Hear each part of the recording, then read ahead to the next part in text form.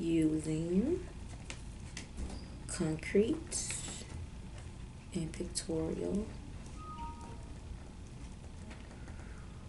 models that represent a number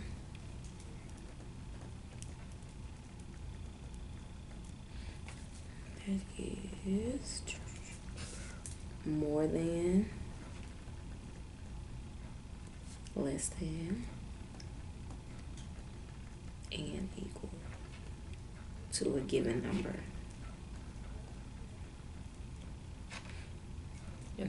So we did up to 5.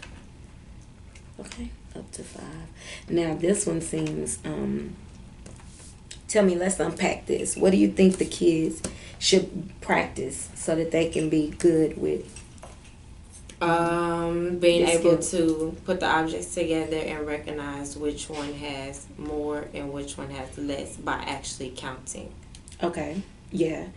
But when given a number, right? Yes. Okay.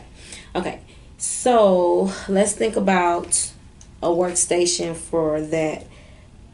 Now, do you think your kids, you need to, let me word it like this.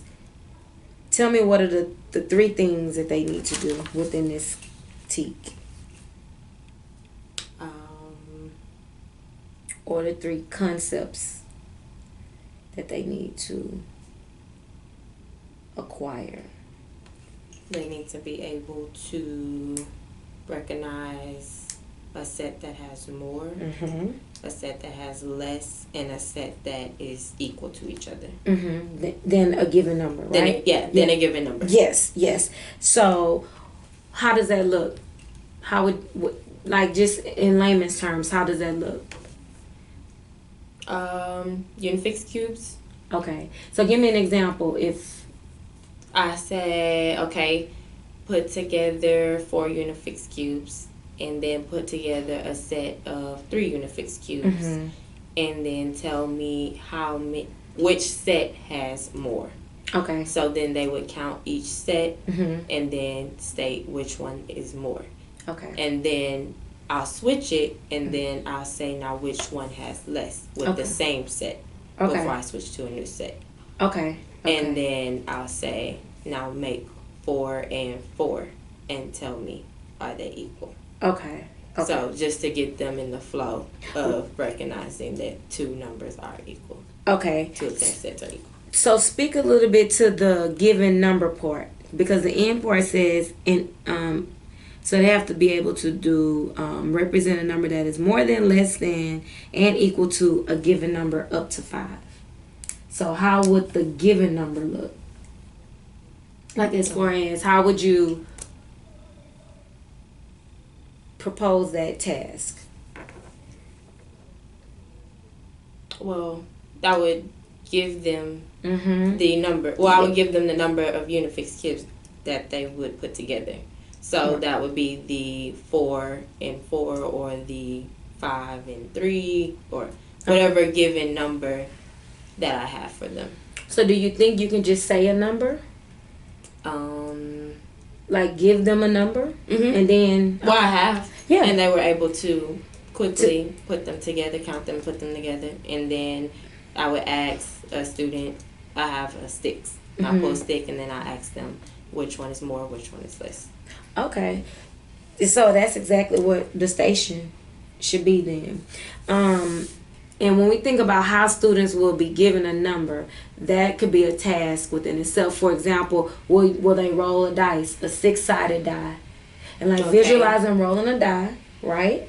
Or no, let me not. You tell me. Actually, you know what? Now that, because see, I can't think of everything at one time. But we did do that. Okay. We actually did do that. Okay. That was like they're guided. They rolled the dice. Okay. And they built whatever the die was. Yeah. And then I had them partner up though.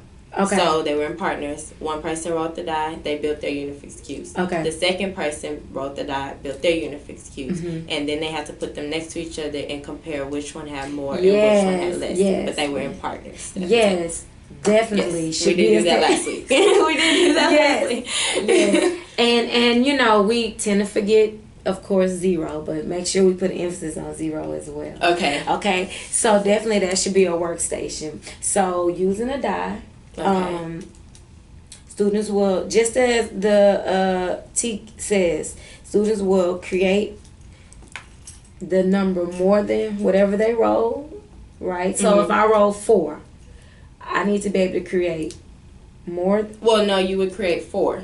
Oh, because they're sorry, partners. Yes, I'm sorry. Create the 4. And then the partner rolls. Okay. And then they create their number. So then that's when they use their comparative language to see which one has more and which one has less. Okay. Oh, I see what you're saying. So they created 2 different numbers. Okay. So. And then if they both brought the same number, then that's when they would say it's equal. Oh, that's the comparison part of it. Got it. Okay. So then we can actually separate that. This can be 2 stations. Okay. Right? So it can be separated into them comparing from rolling the dice. You create 4, now I roll, I'll create 2, just to whatever you said, and then see which one is more than, less than. And then another station could be also where I roll the dice, right? I'm given, I roll a 3. I need to be able to tell you what's 1 more than 3, what's 1 less than 3, and what's equal to 3. Okay. You see what I'm saying? Yes. So really that's a 2 and 1 that we can do as well. Okay. So if a baby who can't work by themselves, or they could do that independently too, but just go to a little station, let me roll. I rolled a 5, what's 1 more than 5? What's 1 less than 5, and what's equal to 5? Okay. And then with the partner, he roll, I roll. And now we compare. Okay. So initially it could start off separate. Yes. Because they would definitely need to know. I mean, you tell me. I mean, I'm gonna ask you, what do you think needs to be in place for them to be able to compare? Just based off of this T, they would have to know what. The language. Definitely, yes. And yeah, you can look at some of these supporting standards that need to be in place. How to count forward, how to count backwards. Yes. Or more than, one more than, or 1 less than. Yes, exactly. So the one, and I love the fact that they're building, because even if they do build, they can still build when they roll the 1 dice, build 5, I'm going to use 3, and then what's 1 more than 3? Boom, add it in a different color. That number is 4. Go back to 3, what's 1 less than 3? Boom, take 1 away. Now what's equal to 3? Same concept. And then you're covering 2 skills. Yes. So that's 2 stations we can do. So the station, so one will be the comparing numbers. And the other one will be what do we and it will give it a cute name. One more, one less. Yeah. We'll give it a cute name and equal to. Definitely equal to. 1 more, 1 less.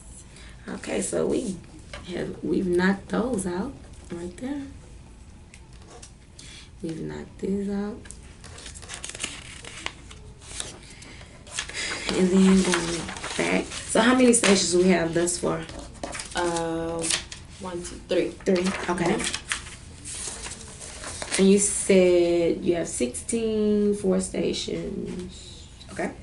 So we need that's 3, and then the 4th station would be you at the teacher station. Right. Now, that's where those guided math bundles come into play for numeration. Okay. When they have the lesson there for you, but let's just say guided math bundles aren't there. Just based off all the things that you taught, I'm gonna narrow the focus down to identifying. I'm gonna hit grading period because we haven't made it that far. Oh, we've covered it all. Wait a minute.